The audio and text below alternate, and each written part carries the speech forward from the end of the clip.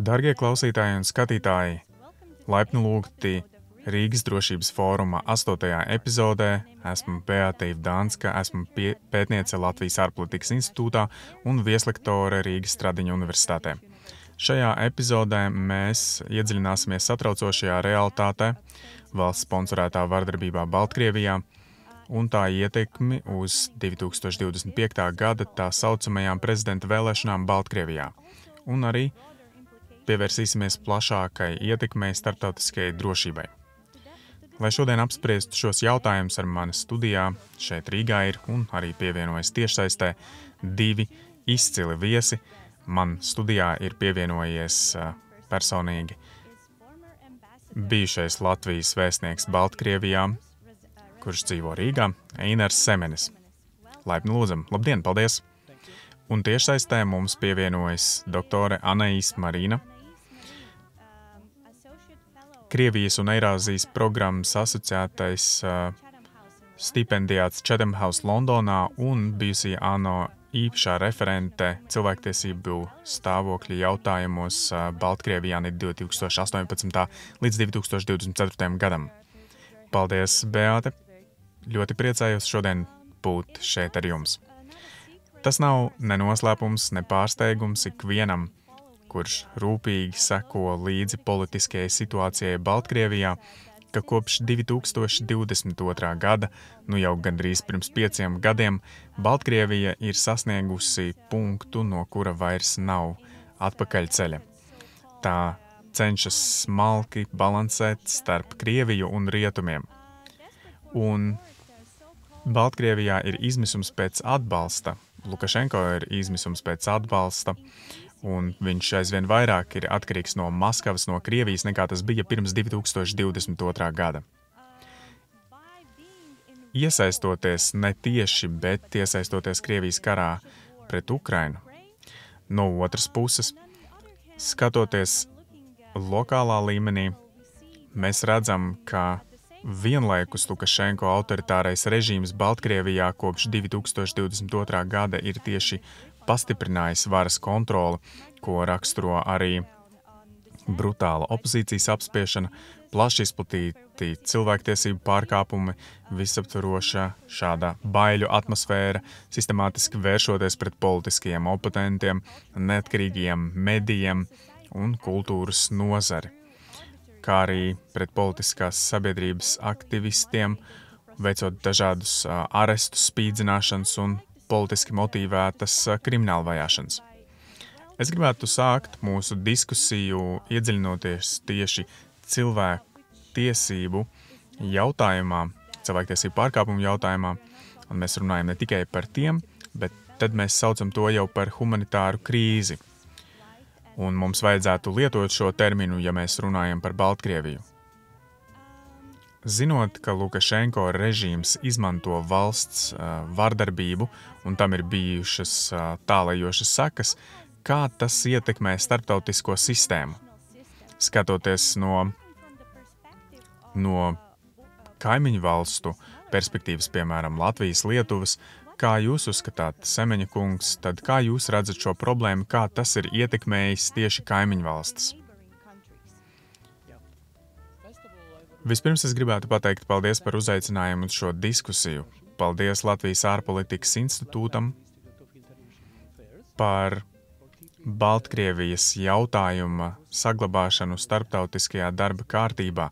Tas ir ļoti svarīgi šajā drošības situācijā, un tāpēc šī diskusija drošības fóruma ietveros ir tiešām laikā un ļoti svarīga. Paldies! Kā arī esmu pagodināts būt šādā diskusijā ar izcilu ekspertu par cilvēktiesībām Baltkrievijā, un tas ir gan gods, gan arī atbildība. Ja runājam par stāvokli Baltkrievijā no kaimiņu valstu perspektīvām, no sākuma gribētu pateikt, ka ir viena aksiomātiska patiesība. Nav iespējams nodrošināt drošību bez demokrātijas. Diktatūras ir agresīvas pret savām tautām un pret kaimiņu valstīm. Un kā kaimiņš, mēs varam redzēt šodien, ka Baltkrievija ir agresīva, un tāpēc pastāv apdraudējums, un mēs to jūtam. Kāda veida drošības draudi? Vismaz pirmkārt, un jūs to teicāt arī, un doktori Marina arī, ka ir agresija pret savu tautu. Baltkrievu tauta cieš 100 000 cilvēku, un tā ir traģēdija, un mēs to redzam kā kaimiņu valsts, un mēs esam ļoti tuvu. Mēs redzam agresiju arī citās jomās. Piemēram, bija gaisa telpas terorisma gadījums, un vēl kāda traģēdija – nelegālas migrācijas instrumentalizācija, vai tā saucamie hibrīdkari. Un Lukašenko režīms ir agresors kopā ar Krieviju, ar Krievijas agresiju Ukrainā. Tas padara situāciju mums kaimiņu valstīm tiešām bažu piepildītu, tāpēc, ka kaimiņu valstu attiecības paredz to, ka mēs viens otru pazīstam, mums ir pieredze vienam ar otru, un šodien mēs esam ļoti, ļoti noraizējušies. Bet vispārīgi, ja jūs pajautājat, ko mēs vēlētos redzēt Baltkrievijā nākotnē un kāda ir mūsu nostāja, tā ir demokrātisku valstu nostāja. Mēs vēlētos redzēt Baltkrieviju brīvu, neatkarīgu, demokrātisku un eiropeisku. Tātad, lūk, tas ir tas, kā mēs redzam Baltkrieviju, un mēs neidentificējam Baltkrievu nāciju ar Lukašenko režīmu. Tas ir tas, kā mēs redzam šo situāciju kā kaimiņu valsts. Protams, paldies. Un ja mēs skatāmies no starptautiskās perspektīvas, ja mēs to uzliekam uz kartes ne tikai kā kaimiņu valstis, kuras, protams, tas ietekmē tieši, kā jūs minējāt, Semeņa kungs, Baltkrievija ir kļuvusi par agresoru, protams, bet ja mēs to ieliekam starptautiskā perspektīvā, doktore Marina, kā jums šķiet, kā tas varētu ietekmēt vai jau šobrīd ietekmē starptautisko sistēmu vispārīgi?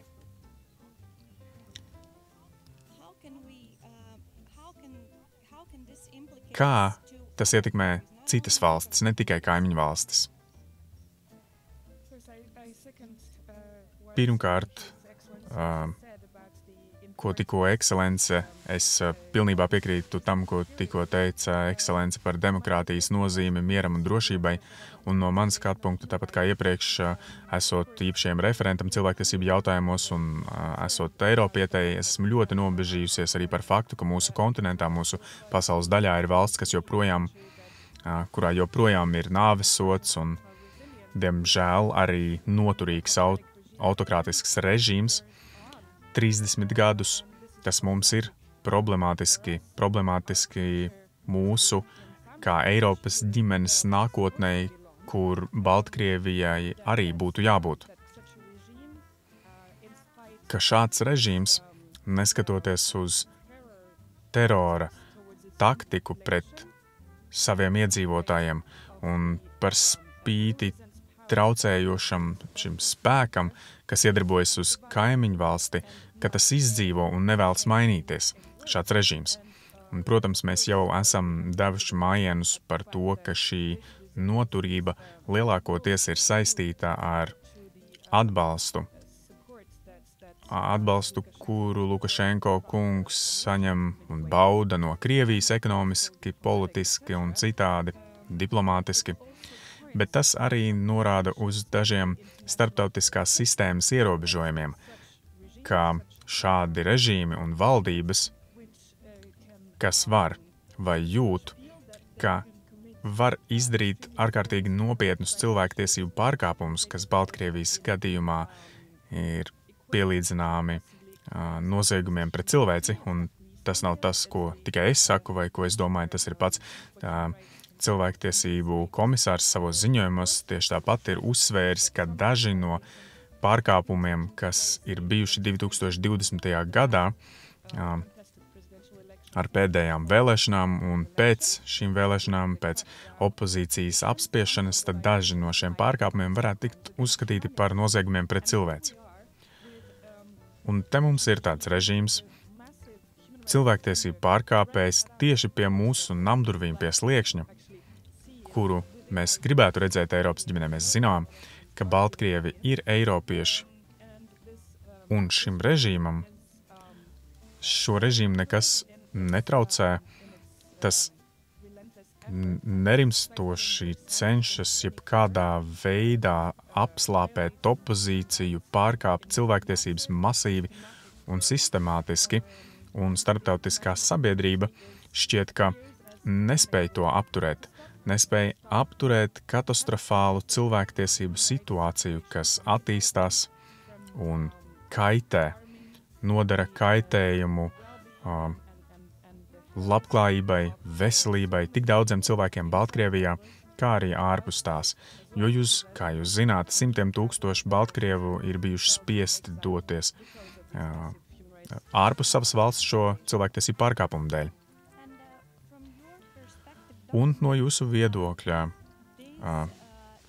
Marinas kundze, no šīs nekontrolētās un valsts atbalstītās vārdarbības pret Baltkrieviem, kad jau ilgāku laiku tas notiek, kas būtu lielākā ietekme tieši uz starptautiskajām normām un institūcijām, ja mēs to nevaram apstādināt? Protams, tas ir ļoti nopietnas jautājums. Kā jūs zināt, tad cilvēktiesību padome ir pievērsusi uzmanību situācijai Baltkrievijā jau vairāk nekā 12 gadu, piemēram, mana mandāta laikā, bet arī citos formātos, piemēram, EDSO, Eiropas padome, ir pasvītrojuši to, cik, diemžēl, burtiski bezzobaini mēs esam faktiski, lai varētu aizstāvēt, aizsargāt un atbalstīt cilvēktiesības Baltkrievijā. Kādu izaicinājumu tas rada starptautiski, grūti pateikt. Bet tas, ko es gribu pateikt, ir, ka tas norāda uz mūsu apvienoto nāciju organizācijas sistēmas ierobežojumiem, jo īpaši saskaroties ar šādiem režīmiem.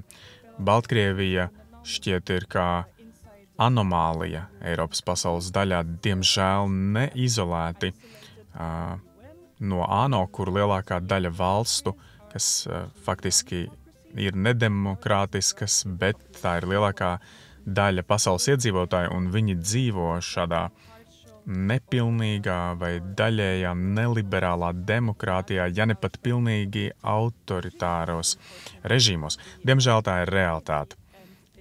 Un tas padara to, tas nosaka to, ka visas starptautiskās konvencijas, kas ir pieņemtas pēc Otrā pasaules kara par dekolonizāciju 1990. gados, visas šīs starptautiskās konvencijas, kas aizsargā cilvēktiesības, tās tiek apstrīdētas ar tādām darbībām, ar tādu nedemokrātisku praksi, kas ir šajās valdībās. Un viņi atsakās veikt starptautisku kontroli par viņu cilvēktiesībām, sakot, ka tās ir viņu iekšlietas, bet tajā pašā laikā viņiem ir pretenzijas par to, ka tās valstis, kuras aizstāv cilvēktiesības un tajās ir demokrātiskas vērtības, jo īpaši rietumu valstis, ka faktiski nav tiesīgi arī to darīt. Un tāpēc mēs ANO varam redzēt milzīgu varas izaicinājumu vilni no šīm iestādēm, ka tas tiek ierosināts, ka tās būtu jāaizstāj, tāpēc, ka tās nepārstāv nedemokrātisko vairākumu. Un jautājums, ar ko to aizstāt? Pašlaik nav citas alternatīvas un nekā labāka par ANO un šo konvenciju sistēmu, kuru mēs esam pieņēmuši, un mums vajadzētu gluži pretēji, tieši vajadzētu mēģināt to pastiprināt un atbalstīt, bet tas noteikti nav viegls uzdevums. Jā, pilnīgi piekrītu, jo tas, ko šeit varam atzīmēt, mums ir jāredz neatkārtotās darbības no valsts. Mēs redzējām, piemēram, ko izdarīja Lietuva. Lietuva lūdza starptautiskajai krimināltiesai izmeklēt iespējamos noziegumus pret cilvēci Baltkrievijā. Tātad tas arī ir tāds drosmīgs gājiens, kā likt, censties izgaismot jautājumu, lai valstis būtu aktīvākas. Semeņa kungs, no jūsu viedokļa, vai ir kaut kas tāds, ko mazas valstis, piemēram, kā Lietuva un Latvija, ko mēs varam darīt, lai uzlabotu šo situāciju, lai vairotu izpratni, kā mēs varam palīdzēt burtiski nosmacēt šo situāciju? Vispirms es gribētu piekrist tam, ko teica doktore Morelna par ietekmi uz starptautisko sistēmu un to, kādas ir sekas un problēmas. Un tagad, ieskatoties jau tālāk no diplomātiskā viedokļa, diplomātijā ir runa par to, kādas ir sekas demokrātijām, Eiropas Savienībai. Vajadzētu būt strateģiski pacietīgiem kopā ar stratēģisku konsekvenci. Tā ir tā situācija, ar ko mēs saskaramies. Vajadzētu smagi strādāt, un tad mēs varētu arī dažādi interpretēt to, ko nozīmē šī konsekvence, bet svarīgākais arī, kā es minēju pašā sākumā, ir, ka mums vajadzētu saglabāt politiku, tiekties pēc Baltkrievijas eiropeiskas, demokrātiskas, ar eiropeisku identitāti. Un to pastiprina tieši demokrātiskie spēki.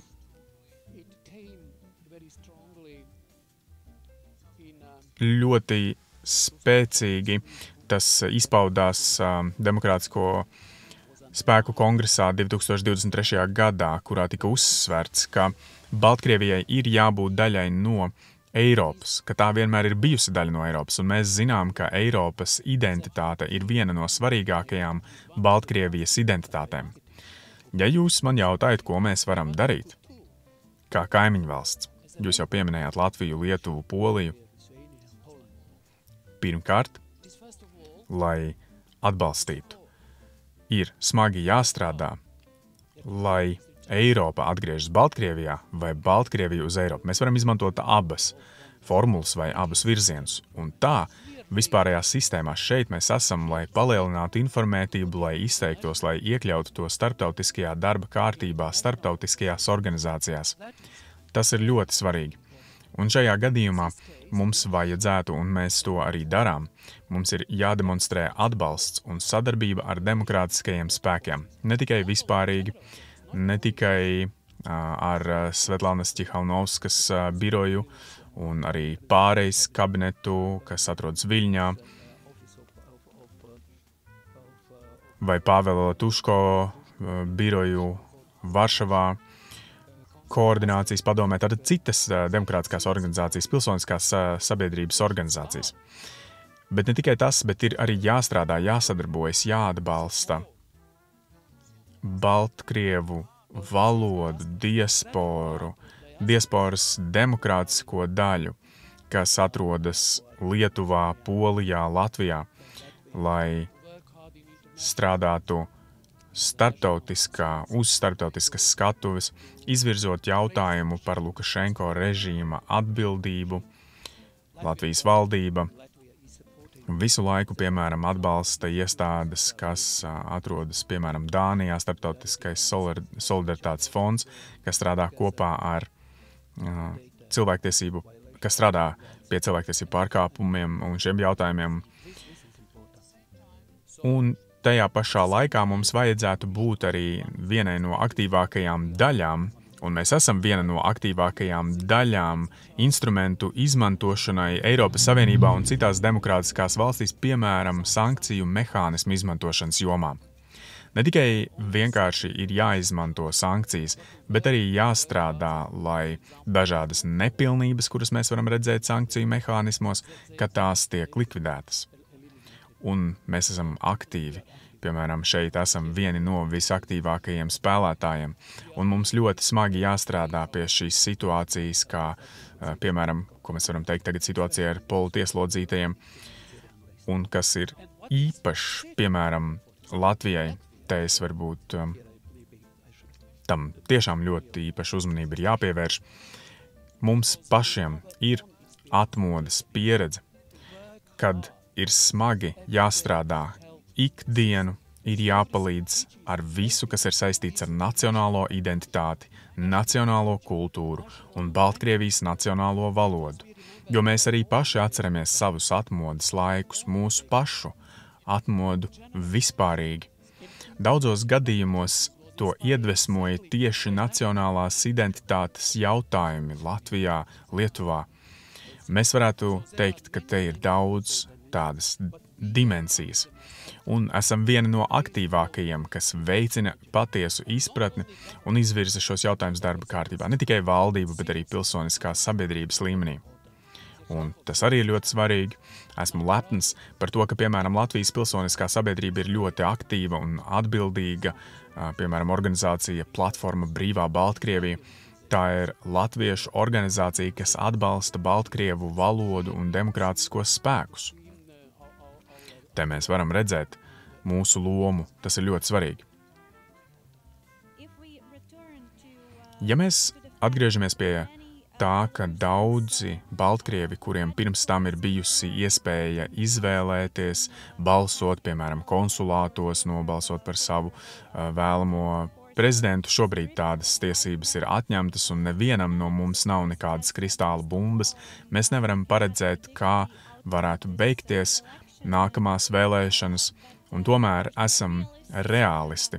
Mēs zinām, kā tas ir izvērties jau pēdējo 30 gadu laikā un pat ilgāk par labu Lukašenko.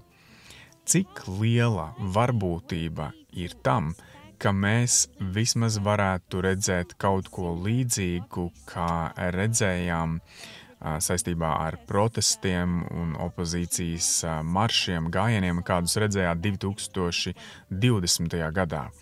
Vai kaut kas tāds ir kaut nedaudz iespējams? Es domāju, ka tas ir ļoti maz ticams. Tāpēc, ka atbalsts un miermīlīgu protestu organizēšana Baltkrievijā, tas ir pārāk dārgi. Un tas ir tāpēc, ka valdība apspiež jebkāda šāda veida opozīcijas izpausmes, un es uzskatu, ka opozīcijas darbības lauks ir ārkārtīgi ierobežots. Un pilsoniskā telpa atšķirīgu uzskatu paušanā publiski ir neeksistējoša. Tas ir ārkārtīgi dārgi. Tie ir cietumsodi par vienkārši zvanīšanu internetā, piemēram, Facebook vai citur, piemēram, Vkontakte. Piemēram, sakot, lūk, tagad svētdienas vakars, prognozējam rezultātu, vēl viens nozagts vēlēšanas, tiksimies uz ielas. Piemēram, Maidans, jeb laukumā, kā Maidanā, Ukrainā. Tiksimies ārā un izteiksim savu neapmierinātību. Tikai par šādas ziņas publicēšanu jūs var saukt pie atbildības, patiesībā jau pēc vairākiem krimināla kodeksa pantiem un arī nosūtīt cietumā uz vairākiem gadiem. Tik daudz cilvēku jau ir riskējuši, un tie nosacījumi, kādos cilvēki tiek turēti cietumā, tie ir ekstrēmisti, un šajā gadījumā, piemēram, aicinājumi ieviest sankcijas arī tiek atzīts par ekstrēmisma noziegumu, kritizēt Lukašenko kungu arī tāpat, un nosacījumi šo cilvēku politieslodzīto turēšanai ieslodzījumā ir īpaši skarbi. Tie ir necilvēcīgi. Mums ir neskaitāmi ziņojumi par arestiem, par aizturēšanām, īpaši 2020. gada augustā, un pēc tam tas arī neuzlabojās, bet tikai 3-4 dienas pēc vēlēšanām bija milzīgi cilvēktiesību pārkāpumi, sistemātiskas piekaušanas, izvarošanas, draudi un tā tālāk. Viņi uzbrūk arī nešķirojot sievietēm, veciem cilvēkiem, bērniem, un neviens nevar justies droši šādā vidē, un arī neviens nevar uzturēt savas cilvēktiesības, piedalīties vēlēšanās, balsojot par ko vēlas, jo visticamāk būs kameras, lai pārliecinātos, ka cilvēki tiek piespiesti un ka viņi arī balsos par esošo prezidentu, lai viņiem nebūtu nekādu problēmu darba vietā, bet tie, kas kritizēs oficiālos vēlēšanu rezultātus, viņam atkal ir risks tikt pakļautiem cilvēktiesību pārkāpumiem. Es neredzu šajā kontekstā, kurš būtu tik drosmīgs vai pat pašnāvniecisks, opozīcijā domājošs vēlētājs vai opozīcijas līderis, kas vispār iekš Baltkrievijas. Tas nav iespējams, kas varētu uzņemties jebkādu risku Baltkrievijas teritorijā.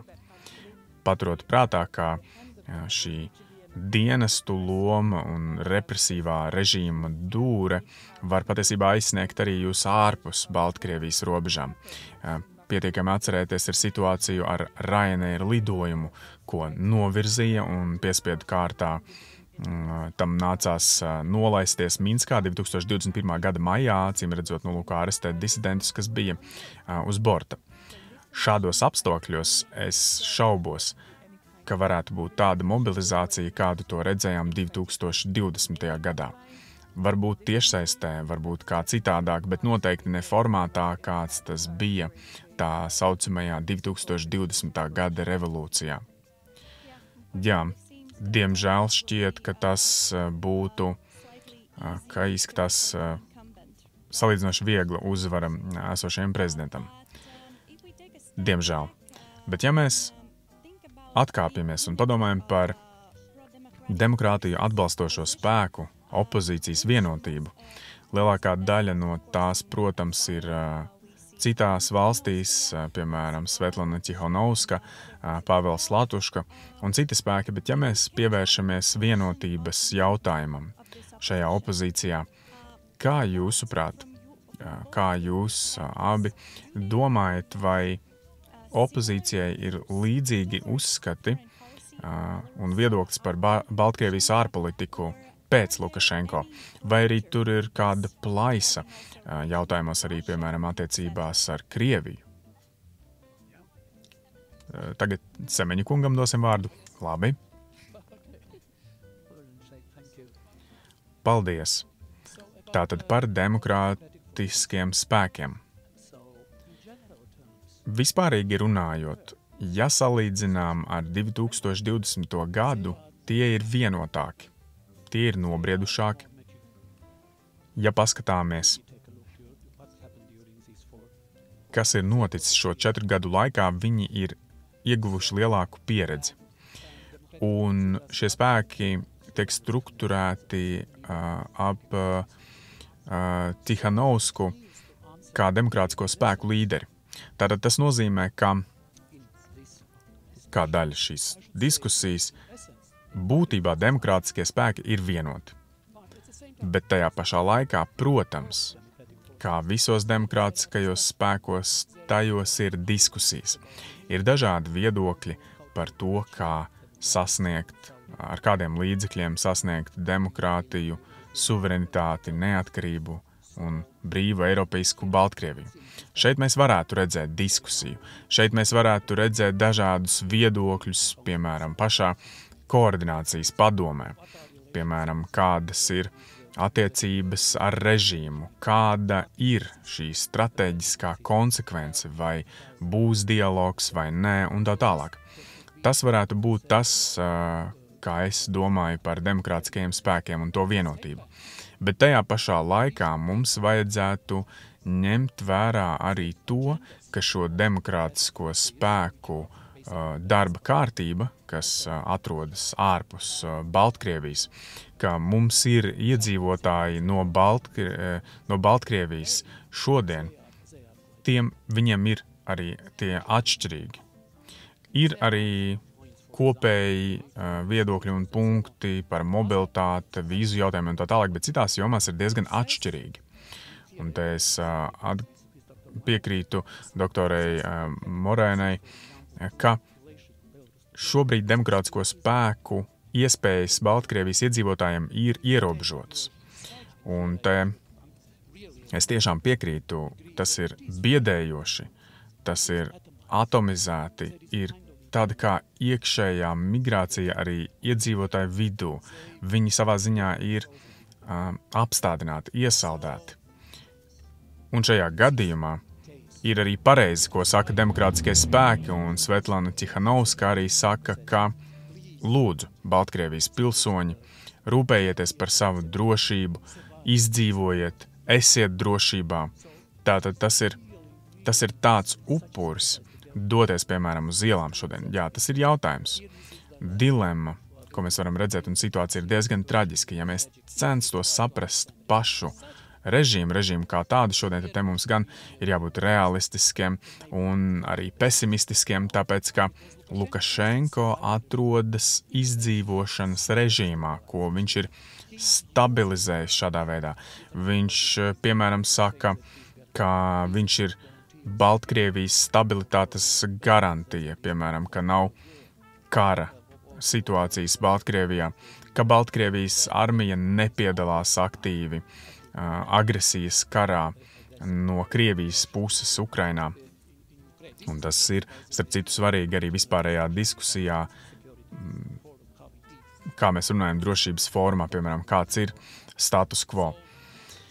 Ja mēs varētu paskatīties uz šo situāciju šodien, tāpēc es arī pieminēju sākotnēji par diplomātiskiem instrumentiem, stratēģisku pacietību un konsekvenci.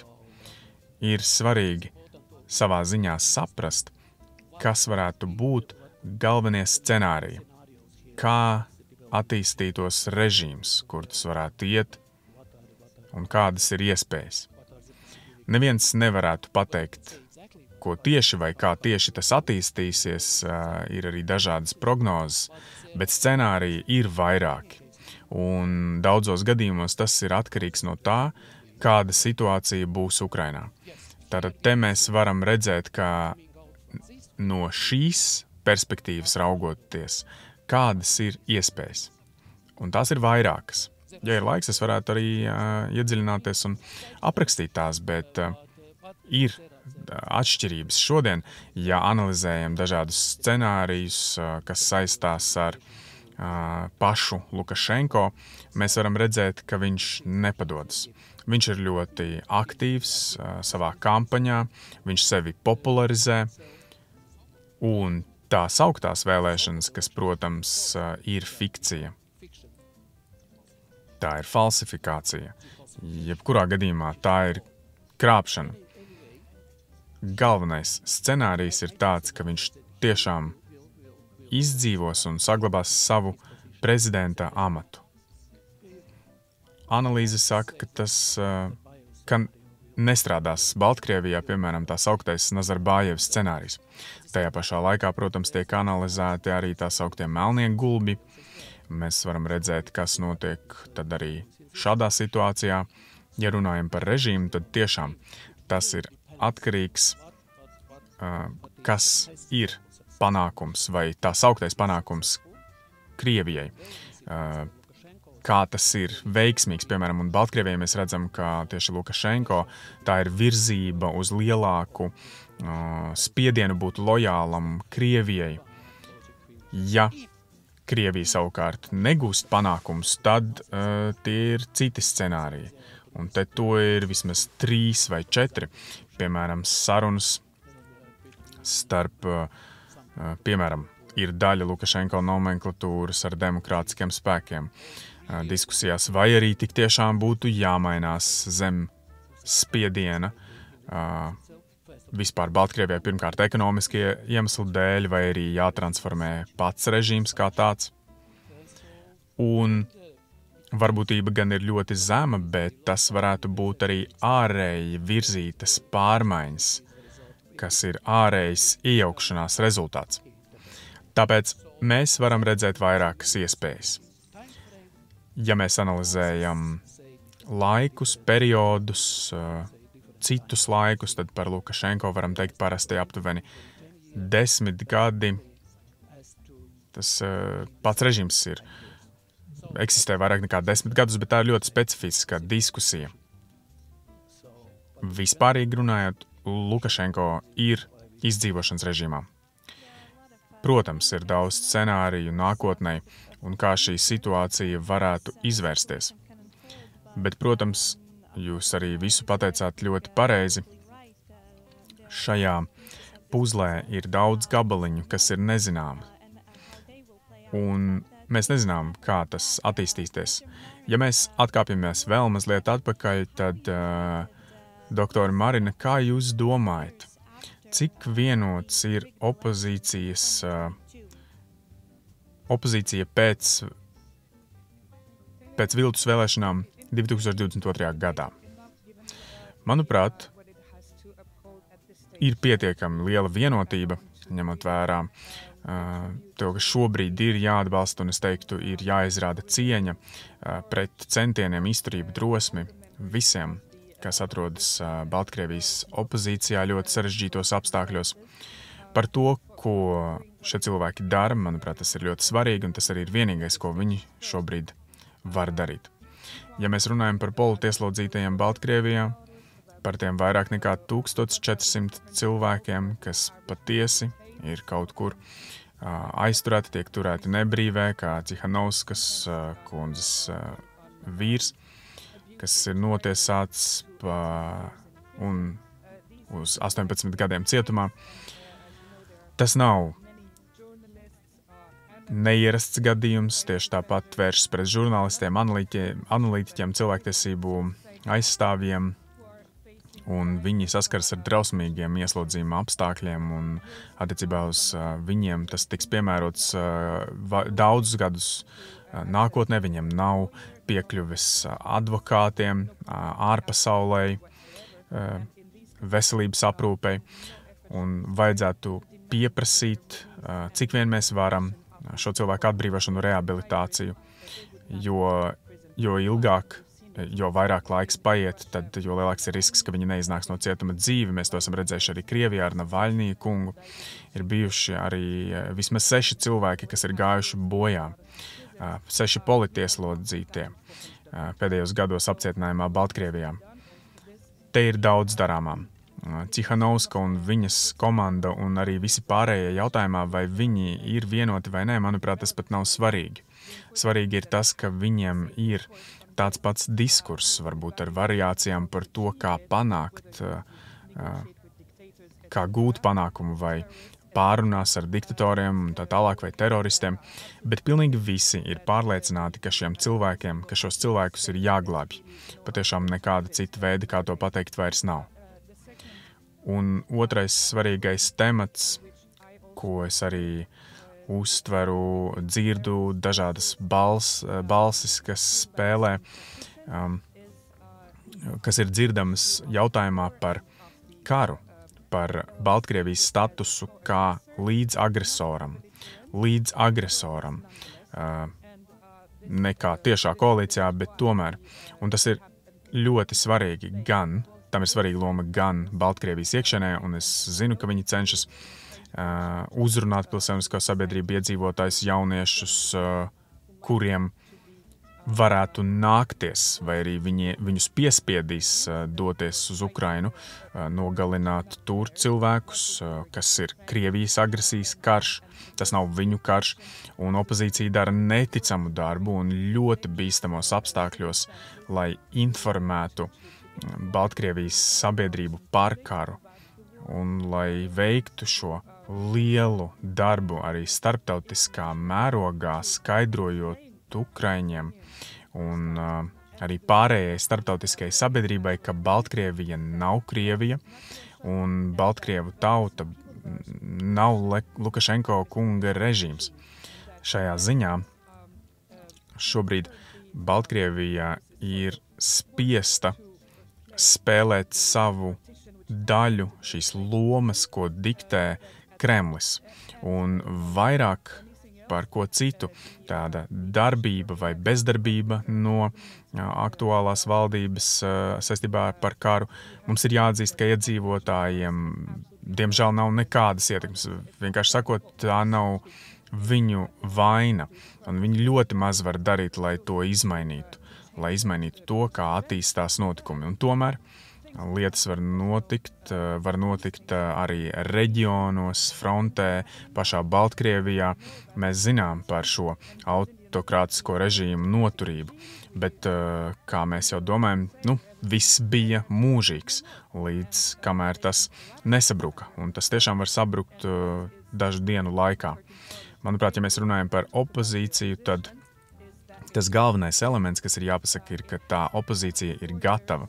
Mums ir bijuši 4 gadi, lai atskatītos uz situāciju, izstrādātu ceļa kartes un stratēģijas. Un ļoti praktiski soļi un vadlīnijas ir veiktas, lai veiktu reformas. Cilvēktiesību jomā, piemēram, atkārtoti ir bijuši ieteikumi, arī, piemēram, no maniem ziņojumiem, bet arī citās jomās, kultūras jomā, izglītības jomā, konstitucionālajā jomā. Dažādi eksperti savās kompetencēs vienā vai citā veidā, kas ir saistīti ar vai ir daļa no opozīcijas, viņi ir izpildījuši savu mājasdarbu, viņi ir sagatavojuši jaunu konstitūciju, viņi ir pārdomājuši, kāda veida parlamentārismu, kādu republiku viņi vēlas par reģionu lomu, par to, kas jādara, lai varētu reformēt tiesu sistēmu, lai cīnītos pret nesodāmību. Viņiem pat ir atspoguļota, viņiem ir pat lustrācijas jautājumos pozīcija, un jūs arī ļoti labi Baltijas valstīs zināt šo jautājumu aktualitāti. Šajā ziņā es uzskatu, ka opozīcija ir pietiekami vienota, pietiekami spēcīga, tāpēc, ka tā ir gatava tam brīdim, un kad tas pienāks, un tas var pienākt, un tas būtu pilnīgi normāli, demokrātiskā sabiedrībā, lai viņi varētu uzreiz iesaistīties cīņā, un šie cilvēki varētu piedalīties brīvās, godīgās vēlēšanās, sacensties savā starpā, un tas būtu pilnīgi dabiski un veselīgi. Bet šobrīd svarīgi ir tas, ka viņi ir vienoti attiecībā uz vērtībām, ko vēlas aizstāvēt, un arī tas projekts, ko viņi vēlas, vai arī viņi projicē to, ka viņi vēlas brīvu, demokrātisku Baltkrieviju, kas nav vainojama noziegumos pret cilvēci vai nav vainojama agresijā pret kaimiņu valsti. Paldies, Marinas kundze, un ar to es arī gribētu noslēgt šo Rīgas drošības fóruma epizodi, 2024. gada Rīgas drošības fóruma epizodi, un mums ir jāatceras, kā norādīja Marinas kundze un Semeņa kungs, kā ir teikuši, ka ir daudz scenāriju, kā tas var izvērsties, bet Baltkrievijas opozīcija tam ir gatava, un arī mums ir jābūt gataviem atbalstīt brīvu un neatkarīgu Baltkrieviju. Paldies jums!